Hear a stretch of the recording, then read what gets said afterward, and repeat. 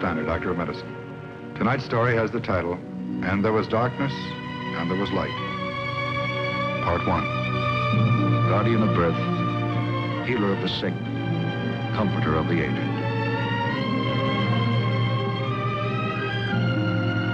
And the qualities of the worthy physician are three: the eye of an eagle, the heart of a lion, the hand of a woman.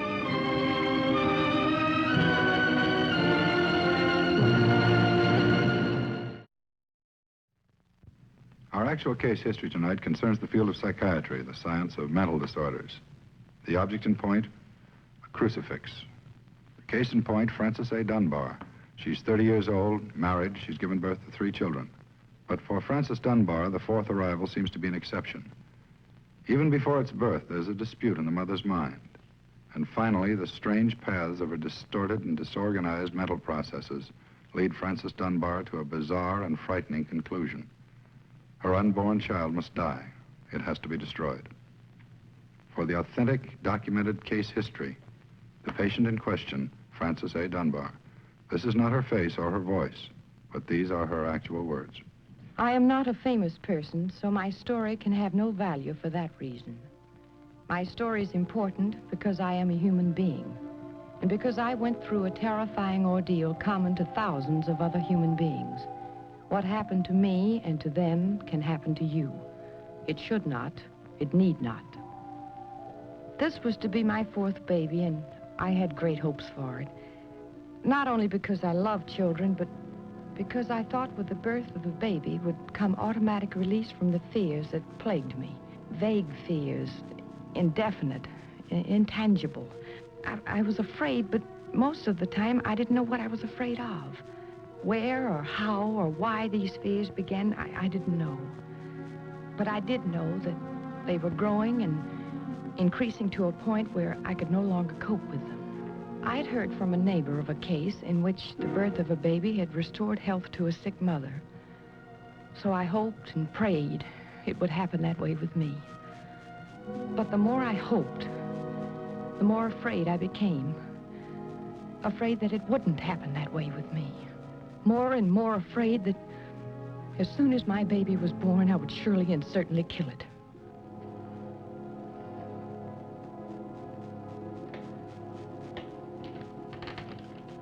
How you feeling, Mama? Pain still coming? Get Dr. Styner. Yeah, he said we better get on over to the hospital. Got Mrs. Barstow from across the street to watch the kids. She'll be right over. Got your things together? Over there. Hey, wait a minute.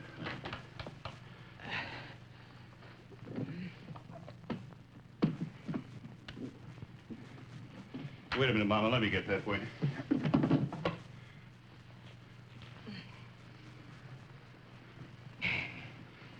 Be sure and tell Mother when you come back. Let her know, huh? Yeah, all right.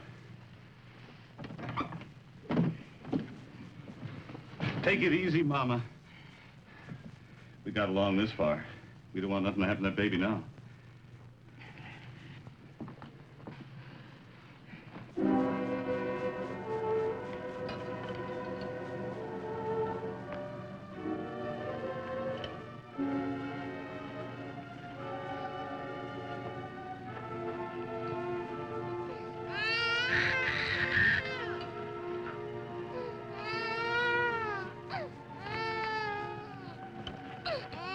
My period of labor was fairly brief, and the baby was born naturally and without complications.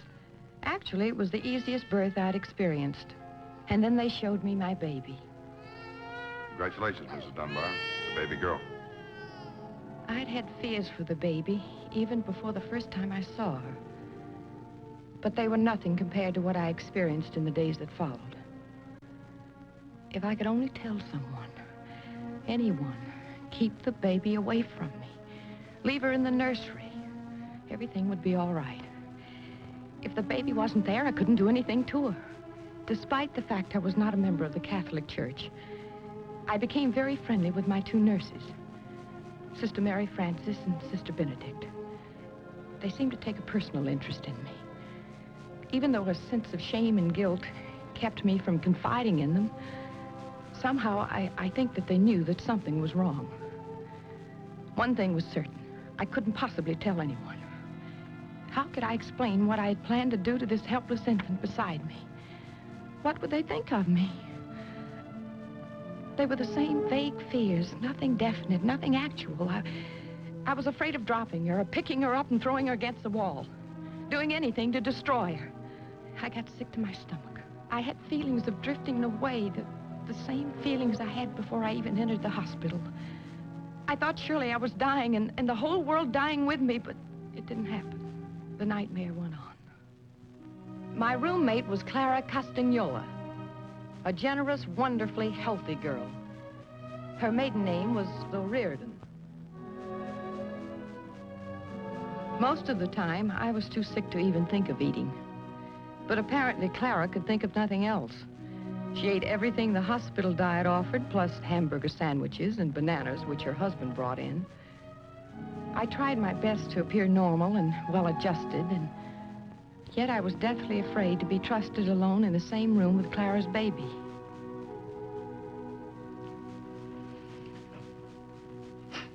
Whoops, I better not do that, huh, Fran? Evidence they'd catch me red-handed. I just better get some paper towels out of the bathroom and wrap this garbage up here. Clara, don't go, please. Let me do it. I'll get them for you. Oh, don't rustle a bone. Just lie back and relax. I gotta brush my teeth anyway. Keep an eye on Junior, will you?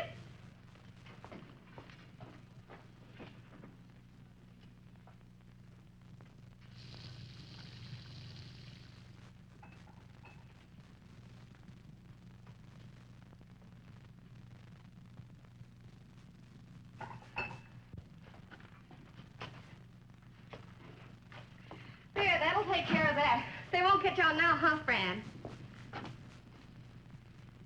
Franny? What's the matter? Franny, don't you feel good? I'm all right. I feel fine. Everything's all right. Each passing hour, each day, my fears continued to grow, wildly, uncontrolled. I came to the point where I couldn't look at a baby, anyone's baby, without wanting to hurt it. And all the while, the fears for my own baby's safety grew stronger and stronger. Despite the fact I loved her intensely, I spent hours thinking about how I should go about killing her. Clara Castagnola and her baby left the hospital 2 mornings later. It was strongly recommended I stay on at least a few more days. Dr. Styner, our family physician, came to see me almost every day. Based on his own observations and reports from the ward nurses, he must have known something was wrong. When he asked me if I was troubled with some particular worry or anxiety, I answered him with a sudden outburst of sobbing and weeping. And when I calmed down, he questioned me further, but I told him nothing. I couldn't. I loved my baby, but she had to die. And I had to destroy her. How could he understand that? How could anyone understand? Well, bearing children is a very complicated process, mentally and physically. The postpartum or post-birth depression with most women is a matter of a few days. But sometimes it's more severe. It lasts longer. And occasionally it's very severe. See, many people harbor latent anxieties and fears that can be brought out and intensified by physical strain. Childbirth, for instance. And that's what you're saying about Fran.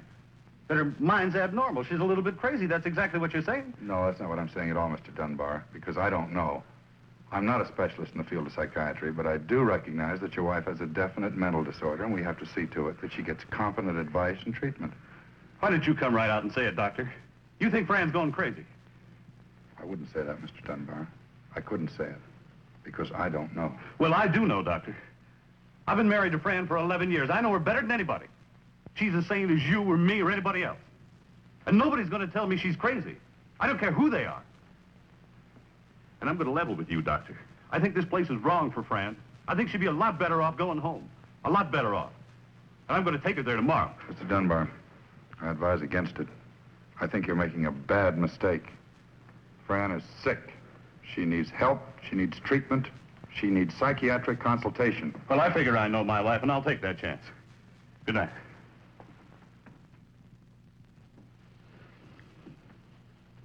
Honey, I don't get it. What's the matter? Why can't you come home now? Because I can't. I'm still weak. It's the baby, George. I just can't cope with it now. I guess I need more rest. Oh, come on. You've been here a week already. It costs money. Besides, by golly, we don't want to have you gold bricking on this job, now do we, Mom? George, will you please stop calling me Mama? I've told you before I don't like it. Okay, I'm sorry. How about all this? You sure it ain't got nothing to do with what that doctor told me about emotions and things? Your mental condition. Naturally not. Don't be silly. There's no insanity in our family. Never a trace of it. I don't know where they got that idea. It's a terrible thing to say about anybody. Well, then you're all right. I mean, outside you being a little bit tired, you're perfectly all right. Well, of course I am. Why do you make such a point of it? That's all I wanted to know. We're going to make it tomorrow, Mama. Doctors and no doctors. Tomorrow, we're taking you home.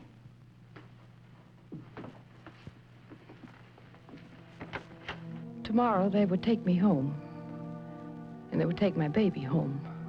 But there was still one night remaining. And I awoke in the darkest hours of that night. And there was the picture before my eyes, moving, playing. It was as if someone had opened a small secret window and I could look through and see a segment of tomorrow. And I saw clearly for the first time how I intended to kill my child. It was the living room at home. The fire was going in the stove. The baby was in a crib. And I was sitting in a chair. No one else was in the room. Then I saw myself get up, cross over, and take the baby from her crib. But I turned and started slowly for the stove. I saw the whole picture in my mind, down to the smallest detail. The sweater that I was knitting, and pink roses on the baby's crib, bright fire leaping in the stove. I held the baby in my arms. I saw myself opening the door of the stove, wide open. I paused a moment. I looked at the fire, and I started to move the baby toward the flame.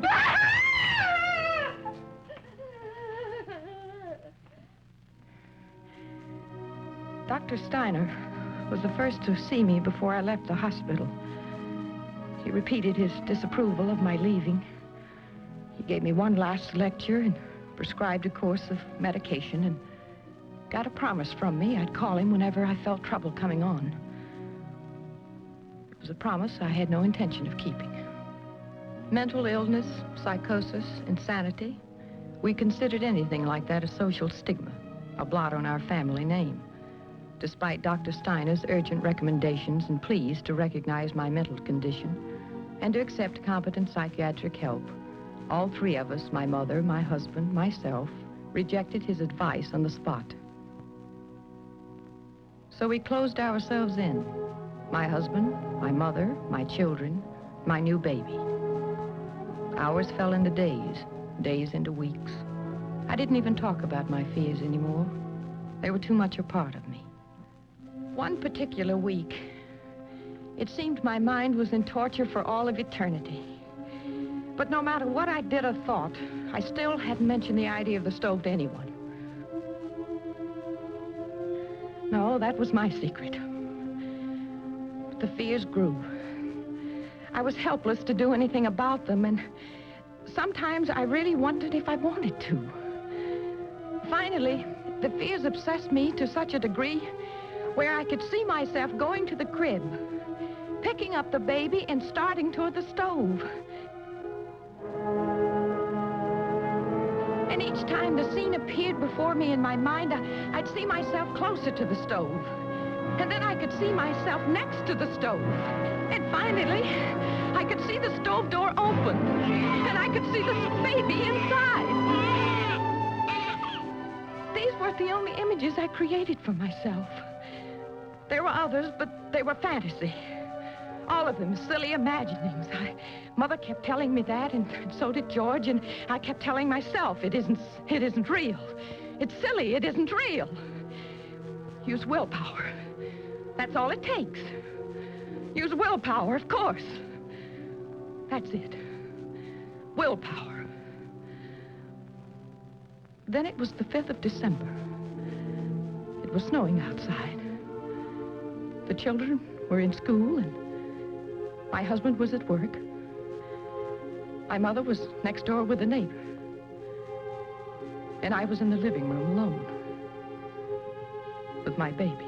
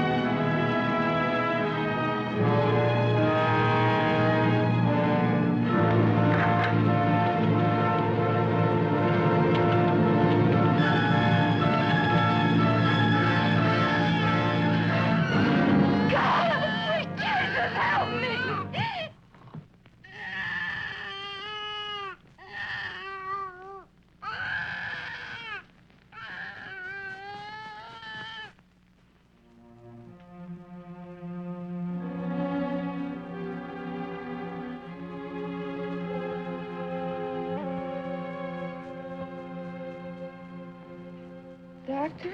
It's all right, Mrs. Dunbar. The baby? She's perfectly all right. Now, you just try and relax. The stove. I tried to put my baby in the stove. She's all right. Try to forget about it. Try not to think about it. I can't forget it. I can't help it. It'll happen again. I know it will. I'll kill her. I know it. Mrs. Dunbar. I know it. It doesn't have to happen this way. We can change all that. But we can't do it alone. We're going to need your help. Can we count on it? Mrs. Dunbar, will you help us? Anything. But don't let it happen. Don't let me kill my baby. do anything. Anything. I'll do anything. I don't get it, Doctor. You say she doesn't know what she's doing. I just saw her. She looks all right to me. Mr. Dunbar, let me put it this way. At the time, your wife didn't know what she was doing. I believe she was mentally deranged. Oh, you must be wrong, Doctor. Well, that's a terrible thing to say about my daughter. It's shameful. There is no insanity in our family. There never was. I should know. I'm her mother. Well, there's one thing I'd like to point out, Mrs. Thompson. Heredity has very little to do with most cases of mental illness. In 90% of the cases, you don't inherit a sick mind. You acquire it. What do you mean by that? Well, when a child is born, you might say his mind is a blank. There's no love, no hate, no fear, no prejudice, nothing. In a sense, the parents and the environment can shape that child's mind 1,000 different ways. It can be encouraged to develop normally or abnormally. It can be steered along a rational course or an irrational one. And I'm to blame for all this? Is that your point? No, Mrs. Thompson, that's not the point at all. I'm concerned with a cure. Frances can't go on this way. I think you both realize that. What do you suggest? Frances has been examined by 3 psychiatrists. They're top men in the field. And they all recommend the same thing. Care and treatment at an institution. I've reviewed their findings and the circumstances of the case very carefully. And as your family doctor, I must say I agree with them. At the moment, a psychiatric hospital appears to be the best possible answer. An insane asylum. Oh, that's great. Oh, the terrible shame. Would you tell me something, please? You don't feel shame if you have a broken leg. Why should you feel shame if you have a fear complex? We plead an age of enlightenment. You're perfectly respectable if you have trouble with your gallbladder, but don't ever dare admit to a psychoneurosis. Mrs. Thompson, isn't it about time we got over this foolishness?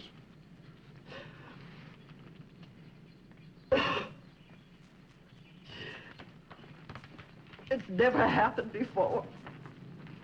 Not in our family. Never before. I don't want Fran to go. I don't want her to go. If she goes, you'll be separated for a while. But you'll have a good chance for a cure.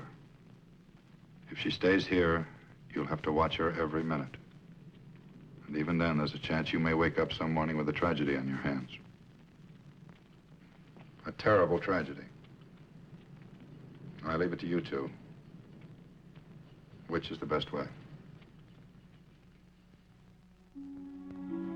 9 days later, on a Wednesday afternoon, I made preparations to leave for the state psychiatric hospital. My commitment to the psychiatric hospital was entirely voluntary. With work, hard work, I could be cured. I made up my mind I would be cured. Before I left, George brought the children to have them say goodbye. It broke me up quite a bit, but I choked back the tears and put on a fairly cheerful front. Then it was over. And so I started on my uncertain journey to the uncertain future. Still afraid, still plagued with fears, and yet, deep inside me, a small hope was growing. A new hope. There was nothing to lose, but there was everything to gain.